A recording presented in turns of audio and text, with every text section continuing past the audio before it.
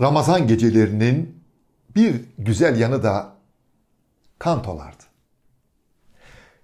İftardan sonra mutlaka bir orta oyunu, tülahat seyretmeye gidilir ama sahneye ilk çıkan kantoculardı. Önce şarkılar söylenir, sonra oyun başlardı. Ece Ayhan bir şiirinde sorar ya, kantocu Perus sahiden yaşadı mı patron? İşte bu dizedeki Perus Hanım İstanbul'un en ünlü kantocusuydu. Kendi şarkılarını, bestelerini çıkar, o güzel sesiyle herkese söyler, bütün İstanbul'u kendine hayran ederdi Perus Hanım. Çok ünlü bir kantocuydu Perus Hanım. Ve Temaşai Osmani topluluğunda, Temaşai Osmanlı topluluğunda sahneye çıkıyordu Perus Hanım. Bu topluluk Küçük İsmail ve Kavuklu Hamdi'nin kurmuş olduğu bir topluluktu. İlk sahneye çıkan Perus Hanım, sonra Kavuklu Hamdi Bey, Küçük İsmail. Perus Hanım o kadar çok ünlenir ki. Yani bir yerde herkes Perus Hanım'ı dinlemeye gelirdi. Perus Hanım'ın şöhreti İstanbul'da artınca biraz haklı olarak yani bir yerde kaprisli olmaya başlamıştı. Bir gün demiştik ki Kavuklu Hamdi Bey'e, ya ben öyle evimden çıkıp sahneye yürüyerek gelmek istemiyorum, yoruluyorum. Bana bir tahterevan yaptırın, tahterevan yaptırmazsanız gelmem. Yani yürümeden tahterevanla taşınacak. Çaresiz herkes Perus Hanım'ı dinlemeye geliyor. Küçük İsmail ve Kavuklu Hamdi Bey bir tahterevan yaptırır. Perus Hanım her gün evinden o tahterevanla el üstünde taşınarak sahneye getirilir. Şarkılarını söyledikten sonra yine tahterevanla evine geri götürülürdü.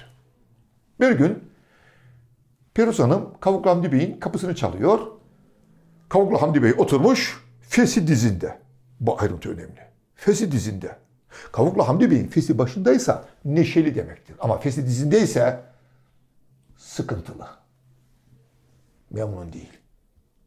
Perus Hanım görüyor vaziyeti. Hayrola? Hamdi Bey, işler kötü mü gidiyor yoksa? Perus Hanım, ayağıma ayakkabı alacak param yok. Hamdi Bey, siz de demek ki çok ayakkabı eskitiyorsunuz.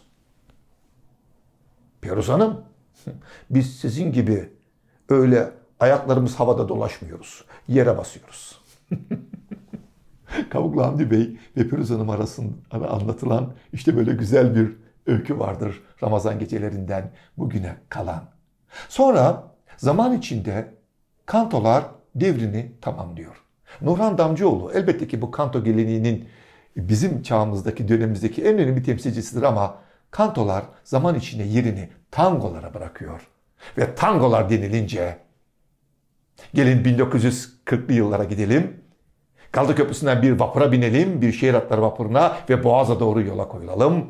İstinye'ye geliyoruz. İstinye Vapur İskelesi'ndeyiz. O yıllarda İstinye Vapur İskelesi bir yalıydı. Bir yalı düşünün Boğaz kıyısında. Vapur yalıya yanaşıyor.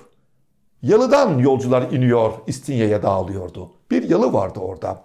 Bu yalı Mehmet Celal Bey'in yalısıydı. Mehmet Celal Bey çok ünlü bir hukukçu. Hukuk fakültesinde ders veriyor ve İstinye'de oturuyor.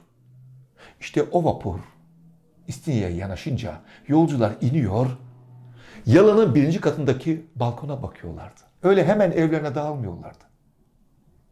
Çünkü o balkona Necip Celal Bey çıkıyordu.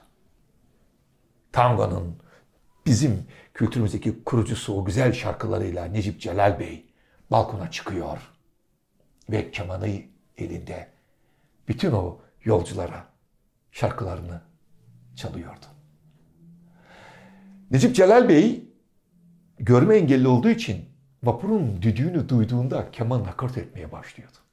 Görme engelliydi Necip Celal Bey. Ve Boğaz'ın kıyısında vapurun yanaştığı yalının balkonunda o güzel tangolarını söylüyordu. Sevdim bir genç kadını, ansam onun adını. Her şey beni ona bağlar, kalbim durmadan ağlar. Sonra kemanımla ona bir ses verebilseydim eğer. Bütün bu şarkılar ilk bestelendiğinde Boğaz'da bir yalının balkonundan icra edilmiştir. Ve günümüzde şu salgın günlerinde insanlar birbirine moral vermek için balkonlarda şarkılar söylüyor, enstrümanlar çalıyorlar. Peki kaçımız bestelerini bir balkondan ilk kez icra eden Necip Celal Bey'i hatırlıyor. Geldik bir Mahya ışıkların daha sonuna. Yarın yeniden birlikte olalım. Sürçülisan ettiyse affola.